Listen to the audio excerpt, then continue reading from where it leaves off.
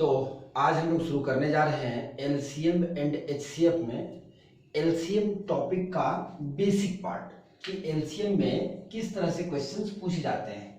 जितने type question के बनेंगे उस सारे टाइप के ऊपर हम लोग सिर्फ बात करेंगे सिर्फ एलसीएम टॉपिक के रिगार्डिंग। उसके बाद हम लोग फिर एचसीएफ सिर्फ एचसीएफ के क्वेश्चंस को देखेंगे। देन हम लोग एलसीएम और एचसीएफ दोनों के मिले हुए कुछ क्वेश्चंस को देखेंगे। एग्जाम के पॉइंट ऑफ व्यू से ये बहुत ही जबरदस्त चीज होने वाला है। आप आराम से लेक्चर को अगर क्रमबद्ध तरीके से देखेंगे तो कहीं आपको पेड कोर्स या कहीं आपको कोर्स ज्वाइन करने की कोई जरूरत नहीं है। सिर्फ क्लास को करने के बाद आप दो बुक रख लेंगे। एक आर.एस. अग्रवाल साहब की किताब रख लेंगे जो बेसिक के लिए और बनाने के लिए बहुत अच्छी बुक है, जहां से क्वेश्चंस आपसे बनने लगेंगे। और मैथ्स में होता यह है कि अगर आपका क्वेश्चन बनने लगता है तो फिर आपको पढ़ने में मजा आ जाता है। दूसरी बात, आप एक प्रीवियस ईयर क्वेश्चन बैंक रख लेंगे। चाहे आप बैंकिंग की तैयारी करते हो, चाहे आप एसएससी की तैयारी करते हो, चाहे आप रेलवे की तैयारी करते हो, और अगर आप जनरल कॉम्पिटिशन की तैयारी करते हैं तो आप एसएससी सीजीएल के प्रीवियस ईयर क्वेश्चंस को क्वेश्चन बैंक को खरीद लेंगे। उसको आप साइड से बनाएंगे। बस दो किताब, एक बेसिक बुक आर.एस. अग्रवाल और दूसरी किताब प्रीवियस ईयर क्वेश्चन बैंक। इसी दोनों बुक को लेकर के आगे बढ़ना है। लेक्चर अगर आपको समझने में कोई परेशानी हो या कुछ पूछना चाह रहे हो तो कमेंट बॉक्स में आकर के आप कमेंट करेंगे तो निश्चित तौर से आपके कमेंट का रिप्लाई किया जाएगा और आपके कमेंट को संज्ञान में लेते हुए इम्प्लीमेंट किया जाएगा। तो चलिए हम लोग समय को बिना बर्बाद करते हुए आज शुरू करते हैं एलसीएम का बेसिक पार्ट। ये न्यू स्टूडेंट के लिए एकदम बेस्ट लेक्चर बनने जा रहा है, इसलिए आप गौर से मेरी बातों को समझेंगे और वीडियो में लास्ट तक बने रहेंगे। अगर आप चैनल पे नए हैं तो चैनल को सब्सक्राइब करना ना भूलेंगे, साथ में बेल आइकन को दबा देंगे ताकि आने वाले डेली लेक्चर आपको मिलते रहे। चलिए हम लोग शुरू करते हैं एलसीएम। एलसीएम में क्या है कि एलसीएम का आज पहला क्लास है। एलसीएम में क्या है कि हम लोग देखेंगे कि एलसीएम कितने तरीके से बन सकते हैं। जैसे पहला क्वेश्चन के थ्रू ही समझेंगे आसान तरीके से। अगर आपसे बोला जाए कि 15, 30 और 45 का एलसीएम क्या होगा तो क्वेश्चन निकालने का दो तीन तरीका है। क्यों दो तीन तरीका हम आपको बता रहे हैं? क्योंकि एग्जाम में आप देखेंगे कि जिस नेचर के क्वेश्चंस होते हैं वो तरीका वहां पे फिट बैठता है। इसलिए आपको सारे तरीके ना पता होने चाहिए ताकि आपका कंसेप्ट क्लियर हो जाए। तो चलिए सबसे पहला तरीका जो बचपन में हम लोगों को बताया गया था कि इस तरीके से आप उसका एलसीएम निकाल सकते हैं। यहां दो बातों का ध्यान रखना है। पहला चीज कि कम से कम दो नंबर कटे और दूसरी बात कि स्मॉलेस्ट नंबर से ट्राई करना है। जैसे 2 से भागा देंगे तो ये कटेगा, ये दोनों नहीं कटेगा। तो हम लोग 3 से भागा देंगे, ये भी कट जाएगा, ये भी कट जाएगा और ये भी कट जाएगा। फिर हम लोग 5 से भागा दे लेंगे, 1, 2 और 3। इस प्रकार से ये जो रिजल्ट है ये इसका प्रोडक्ट यानी 3 गुना 5 गुना 2 गुना 3 यानी कि ये जो 90 है ये इसका एलसीएम है जो आपने लोग को बताया गया था। दूसरा तरीका क्या है कि आप 15, 30 और 45 को फैक्टराइज कर लीजिए। इसको लिख सकते हैं 3 to the power 1, 5 to the power 1, 30 को लिख सकते हैं 3 to the power 1, 2 to the power 1, 3 to the power 1, 5 to the power 1, 45 को भी फैक्टराइज कर लेंगे। फैक्टराइज कैसे करते हैं पता ही होगा आपको। इस तरह से पहले 3 से भागा दे लिए, फिर 3 से भागा दे लिए, मतलब भागा दे करके ये जो फॉर्म आया अपना ये हो गया फैक्टराइजेशन मेथड। तो हम लोग क्या करेंगे 3 to the power 1, 5 to the power 1, यहाँ 3 to the power 2 हो जाएगा। 9 गुना 5 45। तो इस तरह से आप इसको फैक्टराइज कर लेंगे। और एलसीएम अगर निकालना होगा तो क्या करेंगे, सुनिएगा गौर से मेरी बातों को। बेस में जितने नंबर हैं सभी को रिप्रेजेंट कर देंगे, 2, 3 और 5। इस पूरे ग्रुप में 3, 5, 2, 3, 5, 3, 5 कुल मिलाकर के 2, 3 और 5 दिखा। एलसीएम निकालते समय हाईएस्ट पावर को रखना है। सुनिएगा गौर से, हाईएस्ट पावर को रखना है। तो 2 to the power 1 सही है और 3 to the power यहाँ 1 है, यहाँ 2 है, यहाँ 1 है तो 2, 5 to the power 1, 1, 1 में 1 यानी कि 2 गुना 9, 9 दूनी 18, 5 90। ये रहा अपना एलसीएम। और भी एक तरीका है जिससे कि आप एलसीएम निकाल सकते हैं। जैसे करना क्या है आपको कि 15, 30 और 45 में 45 का टेबल आप तब तक पढ़िए जब तक कि रेस्ट नंबर उसको काट ना दे। इसके पीछे क्या है कहानी कि ग्रुप में जितने नंबर हैं उसमें सबसे बड़ी संख्या का मल्टीपल लीजिए, जैसे 45 गुना 1 45, तो इस पहला मल्टीपल को 15 काट पा रहा है, 45 भी काट पा रहा है, लेकिन 30 नहीं काट पा रहा है। तो फिर दूसरा 15 45 गुना 2 90, तो फिर इसको जो है इसको 15 भी काट पा रहा है, 30 भी काट पा रहा है, और 45 का मल्टीपल है ही तो 45 तो इसको काटेगा ही। इस प्रकार से लोएस्ट कॉमन मल्टीपल अपना 90 आ गया। मेरा कहना है कि इस तरह के क्वेश्चंस इस तरह से आप बनाएंगे कब, तो जब आप कॉमर्शियल मैथ में भिन्न के जोड़ को जोड़ेंगे तो वहां नीचे में 3 4 5 और 7 आ जाएगा। तो आपको ये देखना होगा कि एलसीएम निकालने के लिए इसमें से कोई मेथड में कौन सा मेथड अच्छा होगा। ये मेथड सिंप्लीफिकेशन में बेस्ट माने जाते हैं और हम लोग इसको इतने तरीके से यूज करेंगे, इतने बार यूज करेंगे कि याद करने की जरूरत आपको नहीं पड़ेगी। तो चलिए हम लोग यहाँ से बोर्ड को साफ करते हैं और हम लोग आते हैं क्वेश्चन के अगले मोड पे। एलसीएम का अगला सवाल किस प्रकार से बन सकता है। तो फैक्टराइजेशन मेथड से जो क्वेश्चन आप बनाते हैं, जैसे क्वेश्चन अगर हम आपसे ये कह दें 2 × 3 × 5, 2 × 3 × 5 × 7, 2 × 3 × 5 × 7 × 11, समझ पा रहे हैं? आई थिंक यहाँ दिख रहा होगा आपको, हाँ सही है। और पावर में हम लोग 2 3 4 2 3 4 5 4 3 2 1 3 रख लेते हैं। अब आप देखिए कि अगर आपसे पूछ दे कि इसका एलसीएम क्या होगा, तो अभी आपने देखा कि हम लोग बेस में जितने नंबर हैं सभी इस तरह से क्वेश्चन पूछे जाते हैं, 2 3 5 2 3 5 7 2 3 5 7 11। तो हम लोग करेंगे क्या कि सारे नंबर को रिप्रेजेंट 2 गुना 3 गुना 5 गुना 7 गुना 11 सारे बेस आ गए। और एलसीएम में करना क्या है, आपको हाईएस्ट पावर को रखना है। तो 2 का पावर 2 2 और 4, तो हम लोग 4 रखेंगे। 3 का पावर 3 3 और 3, तो हम लोग 3 रखेंगे। 5 टू द पावर 4 4 और 2 में 4 रखेंगे। 7 टू द पावर 5 रख लेंगे, क्योंकि 7 यहाँ पे 5 यहाँ 1 है, और 11 एक ही है जिसका पावर 3 है।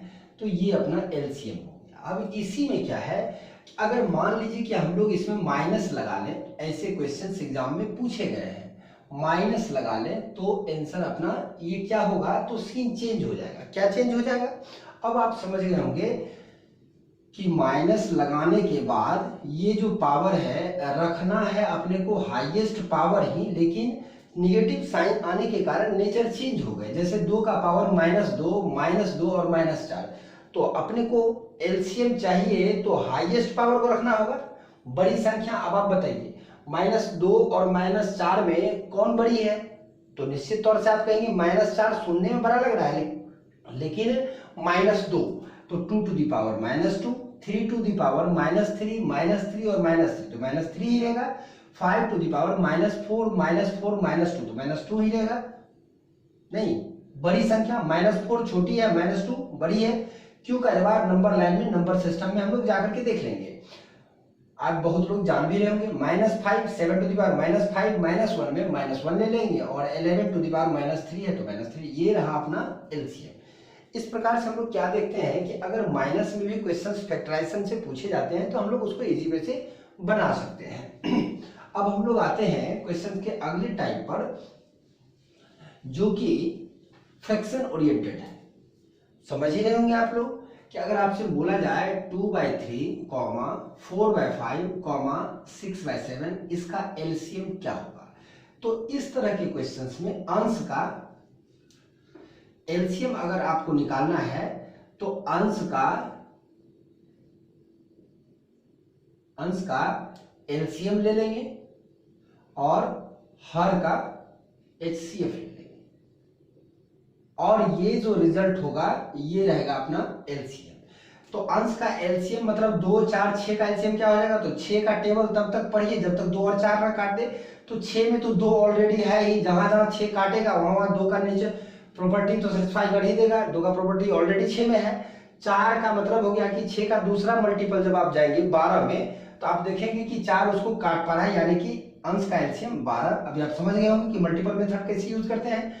और हर का एचसीएफ यानी 3, 5 और 7 में क्या कॉमन है, तो कुछ कॉमन जब नहीं है तो 1 कॉमन है। इसका मतलब इस पूरे ग्रुप का जो एलसीएम होगा वो 12 हो जाएगा। बिल्कुल समझ गए होंगे मेरी बातों को। तो चलिए ठीक है, इसको हम लोग हटाते हैं। अब रही बात रूट के रिगार्डिंग क्वेश्चंस, कि रूट के रिगार्डिंग क्वेश्चंस कैसे पूछे जाते हैं। तो अगर हम आपसे बोले 2√2, 3√2, 4√2, इसका एलसीएम क्या होगा, तो आप करेंगे क्या कि इस तरह के इस नंबर का इस तरह से अगर रिप्रेजेंट किया रहे, उसका अगर एलसीएम लेना हो तो हम लोग क्या करेंगे कि √2 सब पर है तो √2 तो रहेगा ही, 2, 3 और 4 का जो एलसीएम होगा 12, उसको इसमें लगा देंगे और ये रहा अपना एलसीएम। अब हम लोग ये सोचिए कि अगर इस तरह से क्वेश्चन आ जाए 2√2, 3√3 और 4√5, इसका एलसीएम क्या होगा। तो आप एक चीज जान लीजिए कि एलसीएम का मतलब होता है लोएस्ट कॉमन मल्टीपल। अब यहाँ पर थोड़े से आप बातों को समझेंगे तो आप समझ पाएंगे कि इसका एलसीएम निकाला नहीं जा सकता। क्यों नहीं निकाला जा सकता, क्योंकि इसका जवाब हम आपको दे रहे हैं। क्यों नहीं निकाला जाता, क्योंकि इसमें कॉमन मल्टीपल के पेलेस बनेंगे ही नहीं।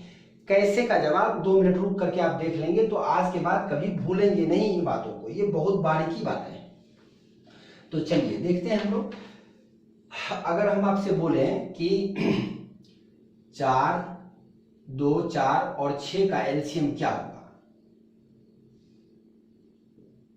तो आप एक चीज देखिए कि 2, 4 और 6 में एलसीएम का मतलब होता है lowest common multiple. Lowest common multiple कहने का मतलब हुआ कि मल्टीपल मतलब गुणज, टेबल जिसको बोलते हैं आप।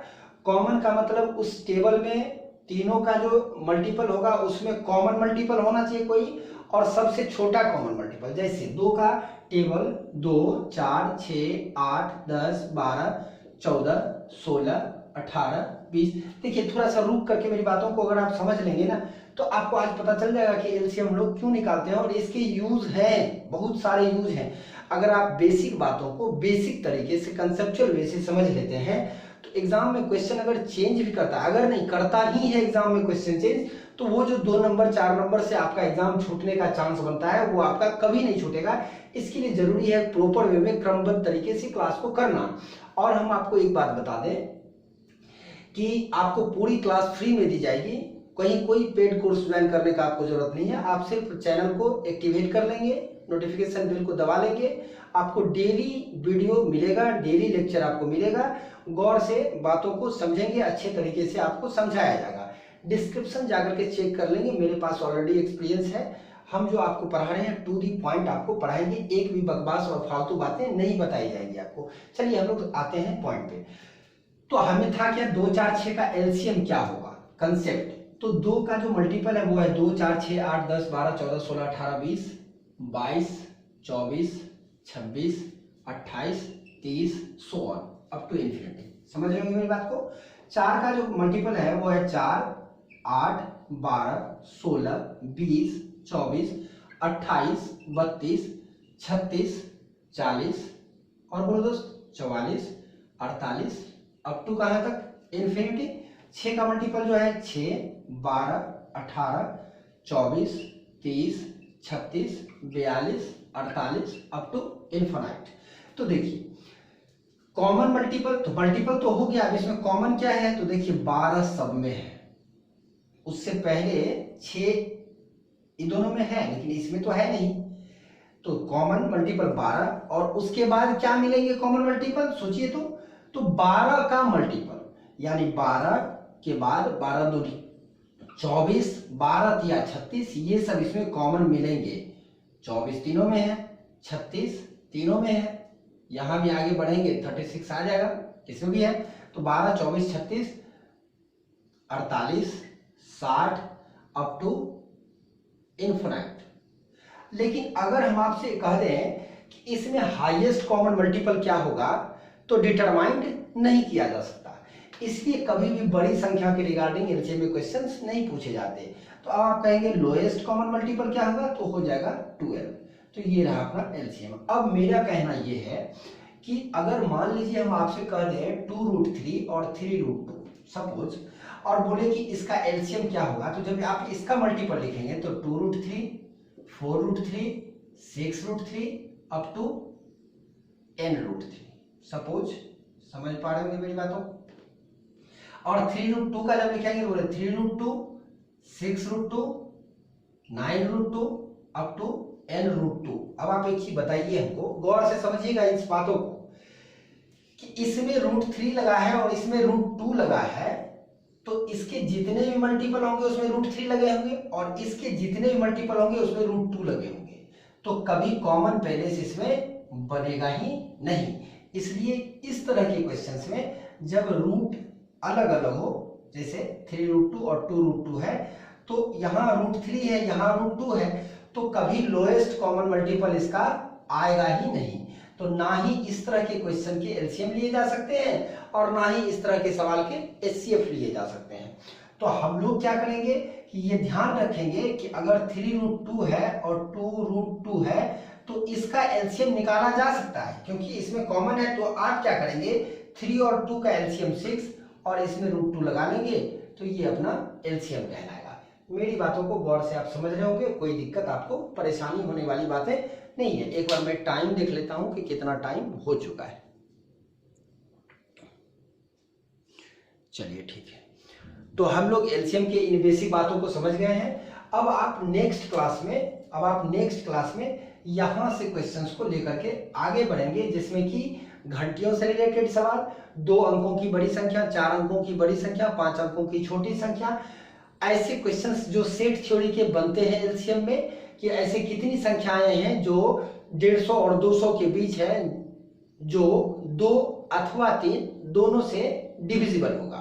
तो इस तरह के क्वेश्चंस जो एलसीएम में सेट थ्योरी को मिलाकर के रिप्रेजेंट किए जाते हैं। बहुत सारे सवाल है जो कि हम लोग सिर्फ क्वेश्चंस को देखे होते हैं, कंसेप्ट को जब आप देख लेंगे तब पता चलेगा कि कितने क्वेश्चंस पूछे जा सकते हैं। तो चलिए हम लोग मिलते हैं अगले क्लास में। अगले क्लास में हम लोग एलसीएम में आगे की ओर बढ़ते हैं। तब तक के लिए आपका दिन शुभ मंगलमय हो और बाय।